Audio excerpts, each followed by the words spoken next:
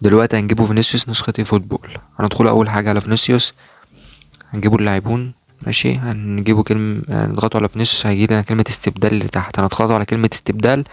وبعد كده هنروحوا على، هيدخلنا على جوجل كروم. اول ما تدخل هيجيب لنا بالواجهة ديت، تمام، هيجي لنا صورة فينيسيوس كده زي ما انتم شايفين. هنحط بعد كده الايميل والرقم السري، وهنختار الصورة، يعني الصورة المشابهة للصورة المحطوطة. بعد كده هنضغطوا لونج. وبعد كده يعني هنيجي تحت هنا هيجيب لنا كلمة اكسشينج، وهنضغط على الكلمة الحمراء اللي هي اكسشينج دي اللي تحت دي. بعد كده على طول هيقول لك اكسشينج كومبليت. بعد كده كده فينيسيوس انضاف ليك. هندخله بعد كده على اللعبة يعني. بعد كده هتلاقي فينيسيوس انضاف ليك في اللعبة، وكده يبقى بالشكل ده فينيسيوس جالك في اللعبة زي ما انتوا شايفين. اه، هنضغطوا عليه كده، هنجيبه من البريد. كده يبقى فينيسيوس انضاف ليك، والحمد لله اللعبة حلت المشكلة اللي بقالها يومين